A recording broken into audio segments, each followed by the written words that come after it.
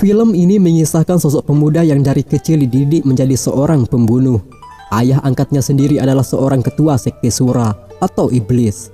Perjalanan hidupnya kelam dipenuhi pembantaian yang harus dilakukan.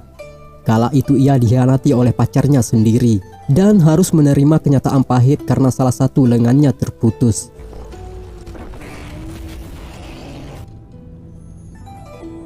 Semenjak kejadian itu, gairah hidup si pemuda berkurang, sampai-sampai ia dijadikan seorang pengemis yang lemah. Di suatu saat, ia justru dapat membuka gerbang langit yang bisa membuatnya menjadi dewa abadi. Gimana keseruan filmnya? Silahkan teman-teman subrek channel ini terlebih dulu dan jom kita masuk ke alur ceritanya.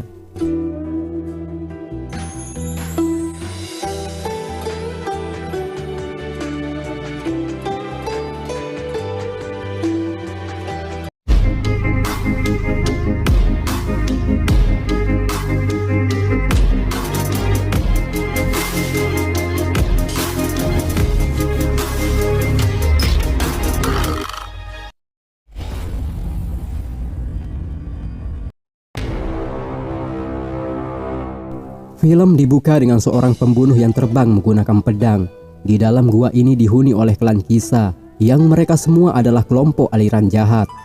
Pemuda yang bernama Jian atau CR ini melapor kepada pimpinan klan. Orang tua ini adalah ayah angkatnya.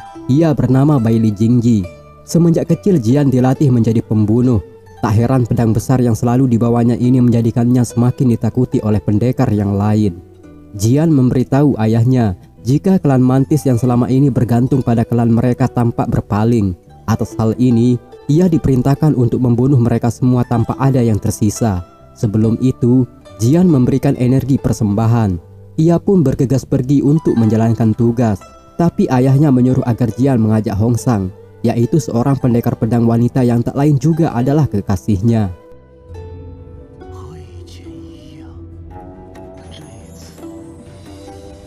Setibanya mereka di kota Mantis, semua penduduk dibantai.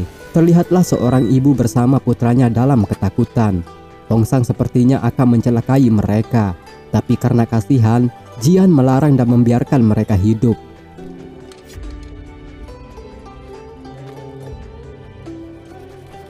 Dari kejauhan Jian dan Hong Sang melihat kota yang barusan mereka hancurkan. Tersirat rasa penyesalan, Jian mengajak Hong Sang mencari kehidupan yang damai, menjauhi kehidupan hitam yang diberikan sang ayah. Di perjalanan, mereka tiba-tiba diserang beberapa pendekar. Ternyata pendekar ini adalah suruhan ayahnya. Rencana mereka untuk menjauhi klan Kisa diketahui oleh ayahnya. Jian dan Hong Sang dianggap berkhianat. Terlebih lagi ayahnya tahu kalau mereka membiarkan target korbannya masih hidup. Tapi mereka telah dibunuh oleh wanita pengendali ular ini. Semua itu bisa dipastikan dari kincir angin milik anak tersebut. Pertarungan pun berlanjut dengan serangan-serangan yang mendebarkan.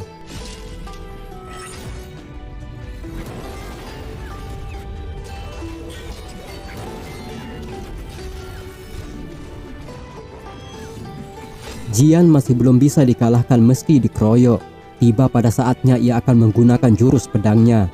Namun disayangkan, Hong Sang justru mengkhianati dan berhasil memutuskan lengan tangannya.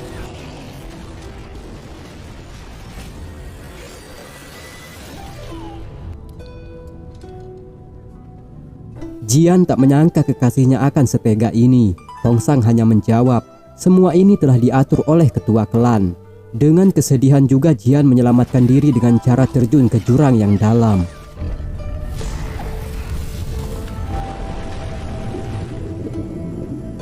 Di pagi hari, sekumpulan prajurit mengejar seorang pencuri. Ternyata pencuri itu seorang wanita desa. Ia bernama Su Yiyi. Tak jauh dari sana Su Yiyi melihat seorang yang terkapar di pinggir parit. Ia pun menyelamatkan dan membawanya pulang. Yiyi dan adik-adiknya dengan tulus menolong orang ini. Tanpa sengaja orang tersebut mengigau dan meraih tangan Yiyi. Ternyata orang yang ditolong ini adalah Jian. Bisa dilihat dari lengannya yang terputus. Yiyi lalu meminta ayahnya untuk mengobati orang ini. Kebetulan juga ayahnya seorang tabib yang hebat. Kedatangan orang asing ini tentu akan membuat marah ibu mereka. Dari itu ayahnya meminta agar keberadaan orang ini dirahasiakan. Keluarga ini akhirnya kumpul untuk makan bersama. Terlihat mereka enggan menyantap masakan sang ibu karena takut keberadaan orang asing itu diketahui. Tapi ternyata sang ibu telah tahu semua itu. Ia kemudian bertanya siapa di antara mereka yang berani membawanya. Sang ibu yang tak ingin mendapat masalah menyuruh Su Yiyi mengusir orang tersebut. Tapi Yiyi yang kasihan memohon agar orang itu dibiarkan tinggal untuk sementara sampai keadaannya membaik. Terlebih lagi ayah mereka berpendapat jika orang itu tak akan bertahan lama karena luka yang sangat parah. Mendengar itu, sang ibu dapat menerima. Ia kemudian menyuruh anak-anaknya belajar baca tulis sebelum tidur. Di sisi lain, Su Yiyi terkejut mendengar suara aneh di halaman belakang. Ia segera menuju ke sumber suara dan mendapatkan seekor burung besar peliharaannya bertindak seperti biasa. Ternyata burung yang bernama Fei E itu tengah mematuk dan menginjak-injak tubuh Jian. Yiyi yang melihat itu meminta Fei E melepaskannya. Jian sendiri sadar dalam kondisi lemah. Ia mengambil sebuah batu untuk melindungi diri. Yiyi lalu meminta agar Jian lebih tenang serta mau diobati. Ayahnya sendiri yang baru tiba heran melihat bekas jendela yang rusak. Ia tak menyangka pemuda itu akan selamat.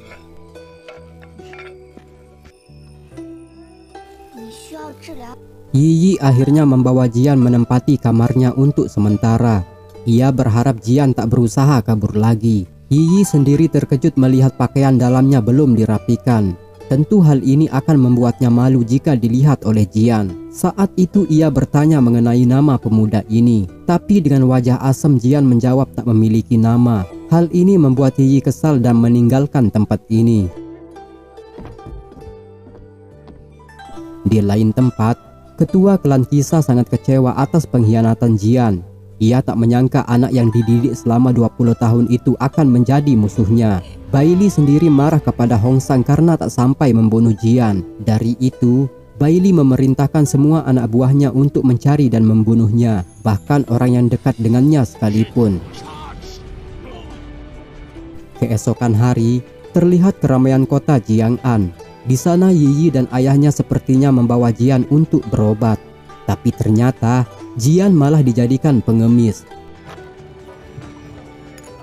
Di sisi lain, Yiyi berjumpa dengan seorang laki-laki yang menggodanya. Orang itu bangga karena pakaian mereka serasi. Su Yiyi senang melihat gambarnya dipajang menjadi buronan pemerintah. Tak lama setelah itu, para penduduk berhamburan ketakutan setelah kedatangan geng peminta uang keamanan. Geng ini adalah bandit kampung yang memeras para penduduk. Ketuanya sangat ditakuti karena membawa pedang besar yang sepertinya milik Jian. Geng ini lalu menghampiri ayah Yiyi. Sepertinya ketua geng mengenali sang tabib karena ia pernah berobat. Merasa telah ditipu, ketua geng meminta uangnya yang dulu dikembalikan. Tak ingin ambil masalah, tabib kemudian menuruti. Dengan senang juga para bandit ini pergi membawa uang tersebut. Tapi tiba-tiba pedang besar itu bergetar memberi sinyal kepada tuannya. Pedang itu pun menyeret tubuh ketua geng mendekati Jian yang sedang mengemis.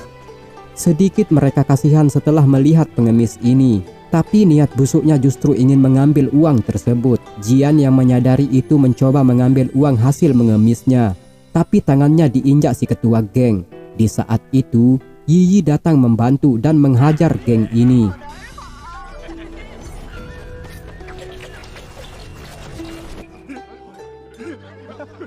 Selain membuat malu mereka, Yiyi ternyata berhasil mencuri uang ketuanya. Ia kemudian mengajak Jian kabur dari tempat ini. Ayahnya juga berpesan agar mereka sebaiknya pulang lebih awal, sedangkan dia akan menghalangi para bandit ini.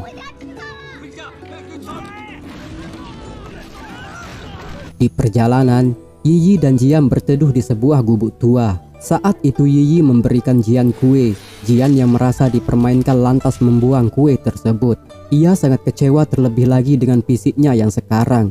Ia teringat dengan orang-orang yang mengkhianatinya waktu itu. Jian bertanya, apakah kejadian tadi merupakan skenario yang dibuat semata-mata untuk menghinanya? Mendengar itu, Yiyi kemudian menjelaskan bahwa dirinya lah yang menolong dan tak memiliki niat untuk mencelakai.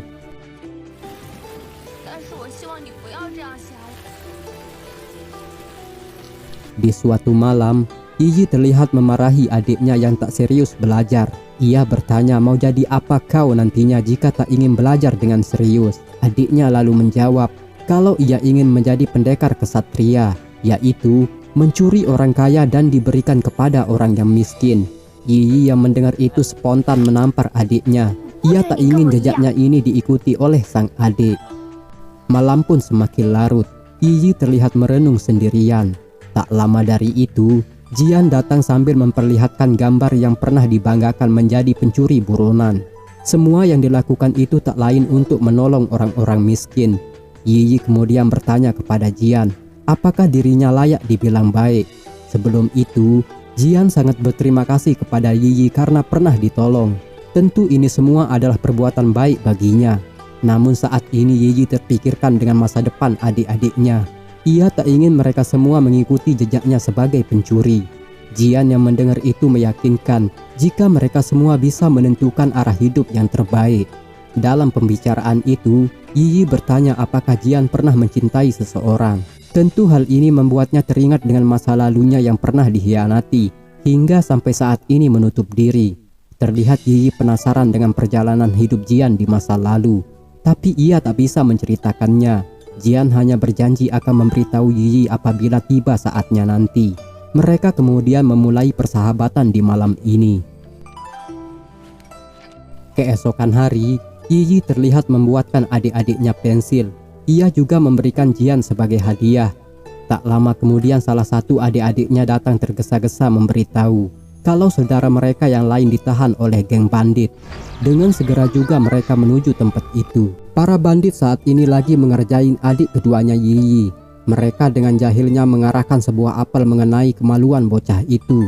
Tak lama kemudian, Yiyi datang dan mengancam geng ini. Tampak ketuanya masih trauma dengan pisau milik Yiyi. Ketua itu meminta agar ia lebih baik menyerah. Karena takut terjadi sesuatu yang buruk pada adiknya, Yiyi terpaksa menyerah. Ia sendiri kena jebakan yang telah dipersiapkan. Di saat itu, tiba-tiba anak buah geng ini mendapat serangan. Tapi anehnya kecepatan orang tersebut sangat lincah, sampai-sampai para bandit bingung tak tahu arah serangan dari mana. Ternyata, semua itu berasal dari Jian, orang yang dianggapnya pengemis waktu itu. Mereka tampak ketakutan dan minta maaf, tapi ketua gengnya malah berusaha menyerang.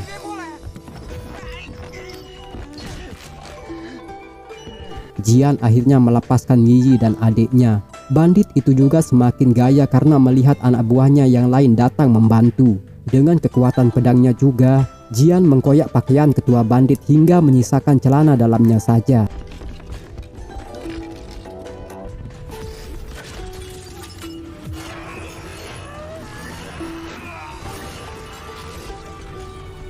Mereka yang melihat itu ciut tak jadi membantu ketuanya. Melihat anak buahnya telah pergi, ketua bandit akhirnya minta maaf kepada Jian. Di sini Jian bertanya, bagaimana bisa pedang besar ini berada di tangan ketua bandit? Ia menjawab, jika pedang itu dipungut secara kebetulan, ia juga sama sekali tak bisa menggunakannya. Mendengar itu, Jian memaafkan dan memberikan kembali pedang tersebut. Setiba mereka di rumah, ternyata sang ayah telah menunggu. Salah satu adik Yiyi lalu menceritakan kehebatan Jian yang mampu mengendalikan pedang terbang. Ayahnya lalu meminta Jian untuk menjumpai ibu mereka. Ternyata sang ibu telah tahu jika Jian berasal dari klan Kisah. Tentu keberadaannya di sini menjadi ancaman untuk keluarganya. Dengan sopan si ibu lalu menyuruh Jian pergi demi keselamatan keluarganya.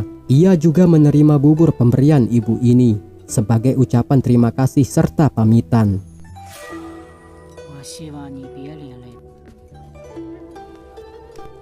Jian masih menunggu Yiyi untuk pamitan, tapi Yiyi dari kejauhan terdengar memprotes tak terima keputusan ibunya tersebut.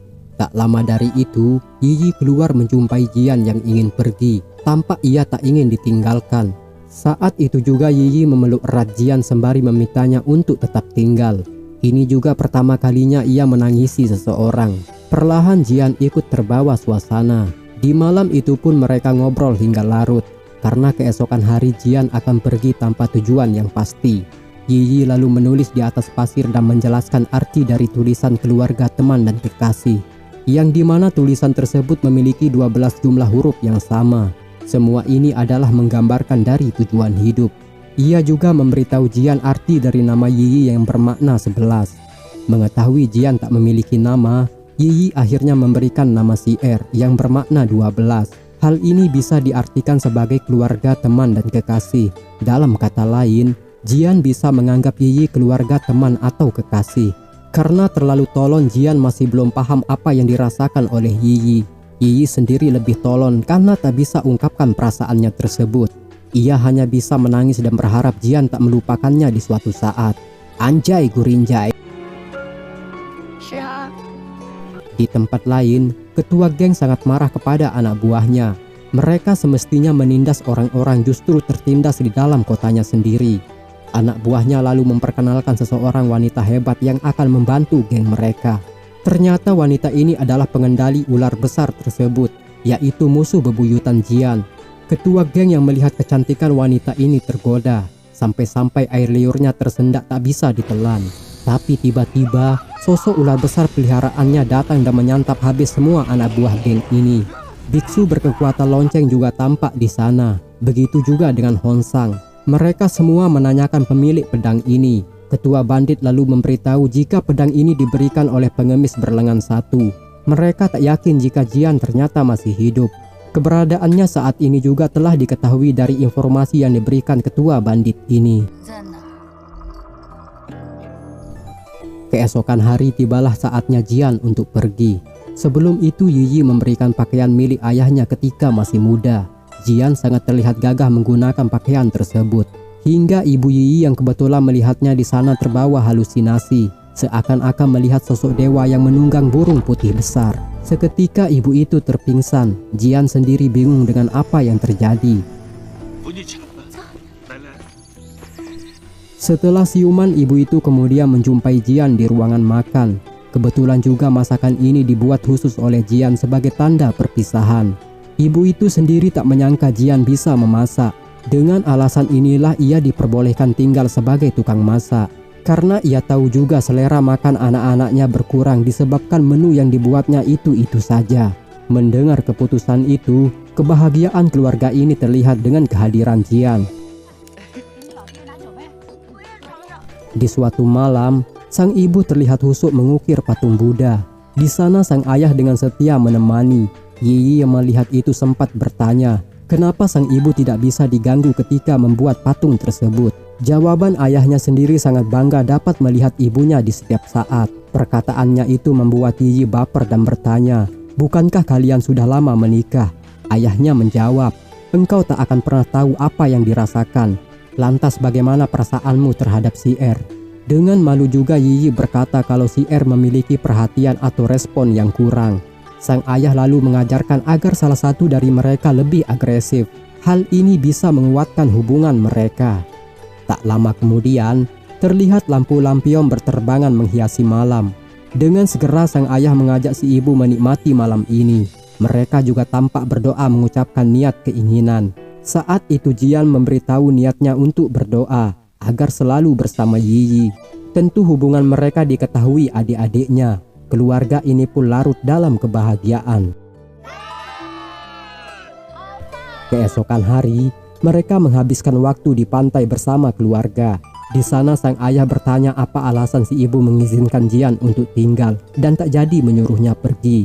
Si ibu menjawab, semua itu gara-gara pakaian yang digunakan Jian mengingatkannya dengan masa lalu ketika sang ayah masih muda. Ia juga tak ingin mengecewakan Yiyi, walaupun masalah besar tentu akan menimpa keluarga mereka. Sang ayah kemudian menenangkan hati si ibu, jika semuanya akan baik-baik saja. Di suatu malam, kota Jiang'an terlihat meriah dengan berlangsungnya acara lampion. Jian dan Yiyi ikut serta dalam acara tersebut. Sejenak Yiyi ingin membeli pangsit tepung buat Jian, akan tetapi penjual itu bersikap aneh. Saat itu juga Jian merasakan aura jahat setelah melihat keberadaan Yiyi tak ada di sana. Dengan segera Jian berusaha mencari, tapi kincir angin dilihat menandakan hal buruk telah terjadi. Dan memang benar, semua orang berteriak panik ketakutan. Di sini Jian bertemu lagi dengan kekasihnya yang pernah mengkhianatinya. Honsang juga memperlihatkan aksesoris milik Yiyi yang menandakan gadis itu telah ditangkapnya. Tak berselang lama racun asap tiba-tiba melemahkan tubuhnya. Tapi Jian berhasil memulihkan keadaan sampai salah satu dari pendekar kisah datang menyerang. Pendekar ini memiliki kekuatan sihir dan halusinasi yang tinggi.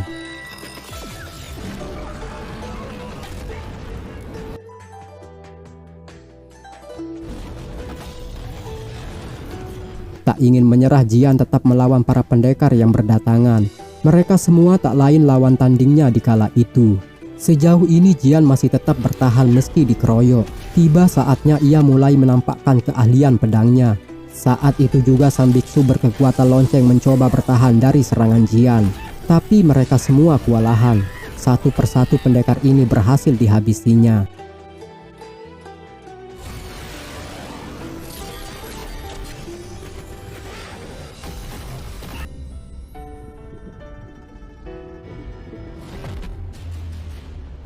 Setelah mengalahkan mereka, Jian kemudian mengejar Hong Sang menggunakan pedang terbangnya. Ia berhasil menemukan mereka. Terlebih dulu Jian akan menyelamatkan Yi Yi yang sedang disandra. Pertarungan pun terjadi.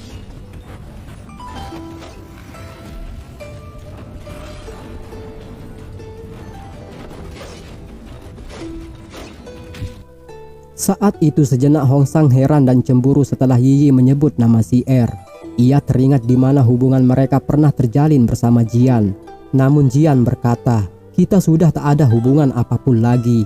Nama si Er sendiri tak akan pernah kau pahami sampai kapanpun." Mendengar itu sedikit Hong Sang marah. Ia juga memberitahu jika Jian tak akan pernah bisa bebas dari dunia persilatan. Selain itu juga, ayah angkatnya sekarang telah menunggunya di rumah. Wanita pengendali ular itu pun memanggil peliharaannya. Dengan seketika ular itu datang dan membelah kepalanya menjadi beberapa bagian. Tapi saat itu Fei E si burung besar datang membantu. Ia bertarung melawan ular tersebut. Sedangkan Jian dan Yi Yi akan segera pulang menyelamatkan keluarganya dari ancaman ayah angkat Jian yang saat ini berada di sana.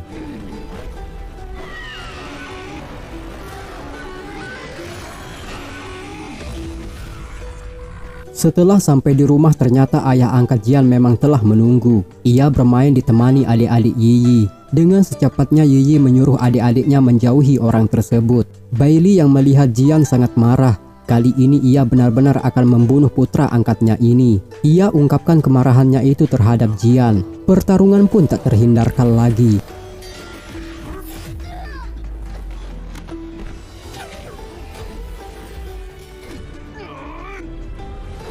Jian tampak tak mampu menghadapi ayah angkatnya. Di saat itu, datang ayah Yi Yi menolong mereka. Terlihat pertarungan ini seimbang. Sangat tak disangka, ternyata ayah Yi Yi merupakan seorang kesatria juga. Dalam duel kekuatan itu, ibu Yi Yi kembali datang membantu sang suami. Tentu hal ini mengagetkan mereka semua. Karena seperti yang terlihat, kedua orang tua Yi Yi adalah orang biasa. Anggapan kali ini berubah setelah pertarungan terjadi. Tak lama setelah itu, kekuatan mereka berpuncak pada level yang lebih tinggi. Bailey berubah dan menjelma menjadi monster yang besar. Ayah Yi Yi juga menjelma menjadi pedang Dewa Langit. Sedangkan si ibu menjelma menjadi bunga putih. Kekuatan itu pun berganti menjadi sosok mereka yang sebenarnya.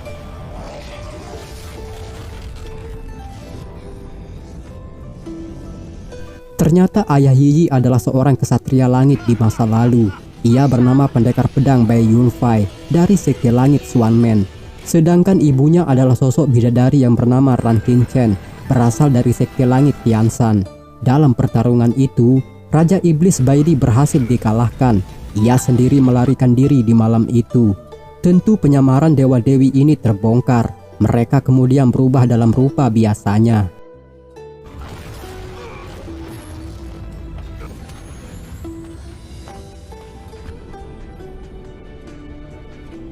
Tampak ibu Yi Yi cedera patah tulang belakang atas kejadian tadi. Yi Yi terlihat cemas dengan keadaan mereka. Namun ia yang sepintas melihat kejadian tadi bertanya, siapa sebenarnya mereka? Ia penasaran dengan identitas kedua orang tuanya selama ini. Perlahan ibunya bangkit. Ia juga merasa inilah waktu yang tepat untuk menceritakan anak-anaknya tentang identitas mereka yang sebenarnya. Di masa lalu, sang ibu merupakan seorang bidadari generasi penerus dari aliran Tianshan. Ia memiliki nama asli Ran Qingchen. Ran Qingchen waktu itu sangat berbakat. Dari itulah ia dipercayakan mewarisi pedang Xuan Yue. yang merupakan benda pusaka milik sektenya. Siang malam ia berlatih dengan tekun agar secepatnya bisa menguasai ilmu Nuwa untuk melindungi kebenaran. Tapi sebaliknya ilmu tersebut justru dirasuki kekuatan iblis, sehingga ia lupa diri dan membantai ratusan jiwa orang sekte Su. Atas kesalahan itu, Ran Kinceng diadili oleh seluruh sekte langit. Ia akan menjalani hukuman mati.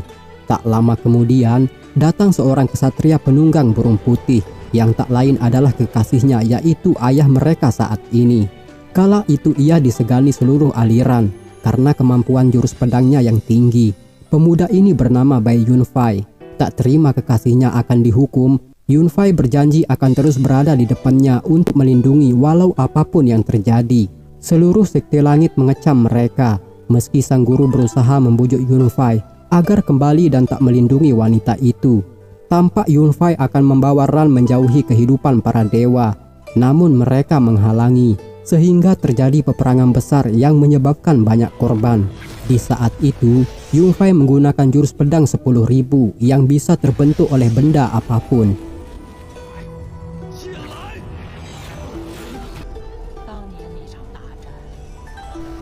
Semenjak kejadian itu, Ran dan Yunfei mengasingkan diri untuk tinggal ke bumi. Mereka membawa bayi yang akan menjadi penerus dalam cerita ini. Mereka hanya terdiam mendengar cerita sang ibu. Atas pertarungan tadi malam, sang ayah yakin jika Raja Iblis Baidi akan membocorkan tentang keberadaan mereka kepada sekte langit, karena sekte langit terus mengincar mereka atas kesalahan di masa lalu. Sang ibu sampai saat ini masih teringat dengan kesalahannya pernah membantai klan Xuanmen. Untuk menebus kesalahannya itu, ia berusaha mengukir patung Buddha sejauh 20 tahun lamanya. Tapi sayang, patung tersebut tak bisa diukir dengan sempurna.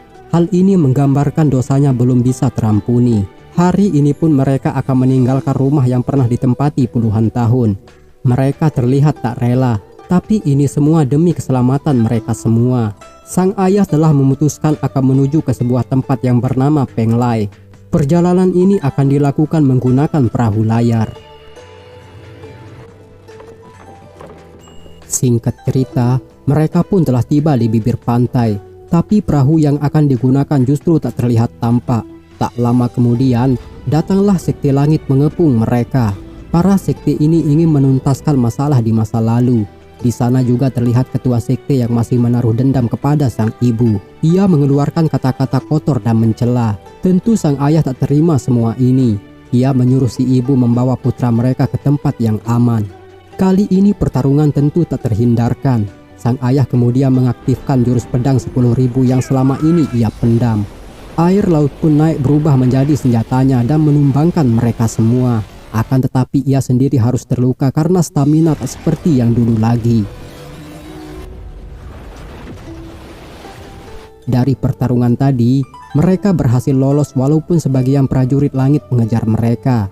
Jian dan sang ayah sendiri terluka parah. Di saat ini Yiyi mencoba menghalangi prajurit langit yang mengejar mereka. Sedangkan si ibu dan adik-adiknya menjaga yang terluka.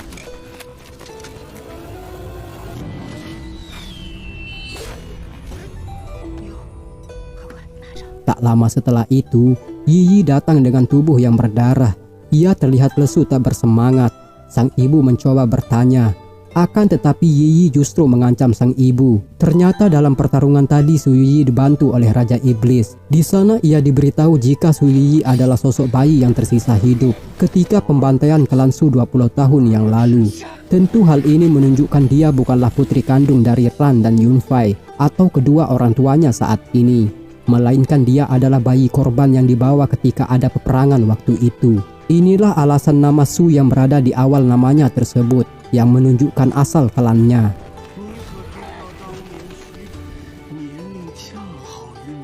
Mendengar ini si ibu tak pungkiri kejadian itu. Ia mengakui kesalahannya. Namun rasa sayang yang dimiliki saat ini betul-betul ia berikan. Sang ibu juga menyadari jika hidupnya yang sekarang adalah karma di masa lalu. Untuk menebus kesalahannya itu, ia rela mati di tangan Su Yiyi. Tapi tampak Su Yiyi tak tega melukai wanita yang telah membesarkannya. Di saat itu, tiba-tiba Raja Iblis datang menyerang. Sang ibu menghalau serangan itu hingga ia harus tertusuk pisau milik Su Yiyi. Dalam keadaan ini sang ibu menyuruh anak-anak mereka pergi menjauh dan bertahan untuk hidup. Sedangkan ia harus meladeni iblis ini.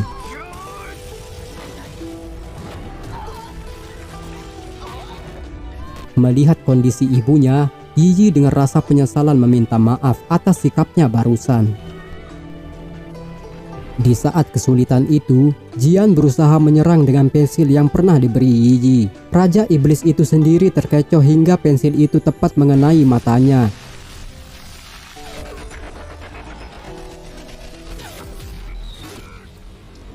Jian berhasil menyelamatkan sebagian mereka. Fei E sendiri terbang dengan kepakan sayap yang kuat. Hanya Yi dan ibunya seorang yang tersisa. Namun di saat itu, si ibu meninggal di pangkuannya. Sedangkan ia dijadikan tahanan oleh Baili si Raja Iblis. Di tempat lain, ternyata sang ayah mengajak mereka ke tempat tersembunyi yang bernama Gua Jianxian. Disinilah sang ayah kala itu berlatih ilmu pedang, hingga mendekati Dewa Abadi. Sang ayah juga mengobati dan memberikan Jian seluruh kekuatannya, karena ia yakin hidupnya tak akan lama lagi. Dari itu ia berpesan, dalam ilmu yang telah diberikan itu, memiliki kekuatan yang tak terbatas, bukan hanya mengendalikan pedang. Bahkan ia bisa menjadi dewa apabila niat hatinya tulus betul-betul untuk menguasainya. Sempat Jian bertanya dengan jurus terakhir. Namun sang ayah yakin, jika kemampuan Jian jauh lebih sempurna tanpa jurus terakhir. Jurus terakhir adalah jurus yang bisa membuka dua gerbang kehidupan, antara dewa dan manusia. Apabila puncak kekuatan nantinya tiba, di sanalah gerbang kehidupan itu akan terbuka. Nantinya Jian harus bisa memilih antara menjadi dewa atau manusia biasa. Hal ini disebabkan apabila telah memasuki gerbang tersebut, ia akan menjadi dewa abadi dan tak bisa menjadi manusia.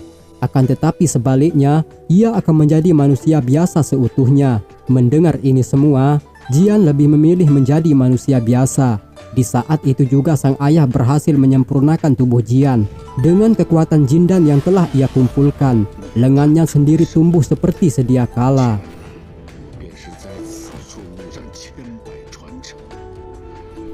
Keesokan hari, tampak mereka meragukan kedua orang tuanya, karena mereka telah tahu jika Yi adalah kakak angkatnya. Salah satu dari saudara mereka meyakinkan, apapun yang terjadi, orang tua ini tetaplah kedua orang tua kita. Sang ayah juga terlihat bermeditasi meninggalkan kehidupan ini. Ia berharap bisa bersatu kembali bersama sang istri di kehidupan selanjutnya. Jian lalu memberikan penghormatan terakhir sebelum pergi menyelamatkan Su Yi.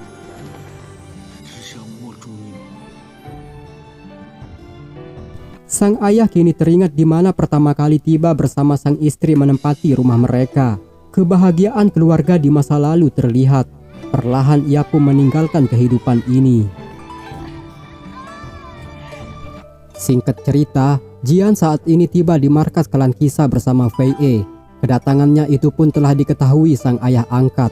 Para prajurit juga bersiap menghadapi. Di sini Jian menggunakan jurus 10.000 pedangnya, yang bisa mengendalikan setiap pedang yang ada. Para prajurit itu pun dengan mudah dikalahkan.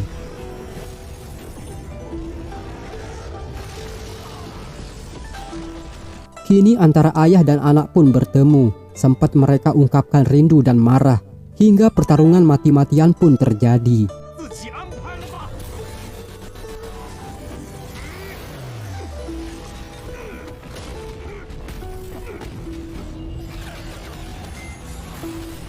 Jian berhasil menandingi kekuatan ayahnya. Jurus per jurus dikeluarkan. Namun Jian sedikit hilang fokus setelah melihat Su Yi disegel dengan kekuatan yang bisa membuatnya beku dan hancur. Dalam pertarungan ini, Raja Iblis berhasil memanggil kekuatan leluhurnya. Terlihat energi itu mulai membentuk kekuatan besar. Saat itu Jian berhasil mengurungnya. Akan tetapi karena Su Yi mulai tak bertahan, ia lebih memilih untuk menyelamatkannya dan melepaskan kekuatan iblis yang akan memperoleh kekuatan besar. Tempat ini pun mulai roboh dan hancur. Jian dan Yi berhasil keluar. Akan tetapi Raja Iblis tak membiarkan mereka lolos semudah itu. Dengan kekuatan level tinggi, ia berusaha menyerang Jian. Di saat itu Jian menggunakan seluruh kekuatan jurus pedangnya yang bisa membuka dua gerbang kehidupan.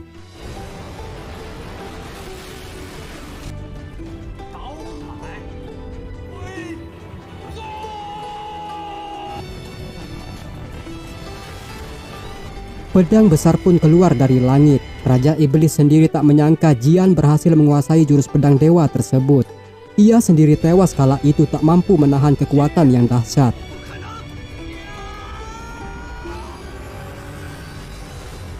Singkat cerita, mereka kini tak tahu harus pergi kemana, karena orang yang disayangi telah tak ada lagi. Sedangkan Jian harus memilih antara jadi dewa atau manusia biasa, karena sebentar lagi 2 gerbang kehidupan akan tertutup. Di sini Jian memilih untuk mengajak Su Yuyi ke tempat yang semestinya. Burung besar itu pun datang menjemput mereka dan membawanya terbang melintasi awan dan senja. Tiba-tiba, film pun selesai.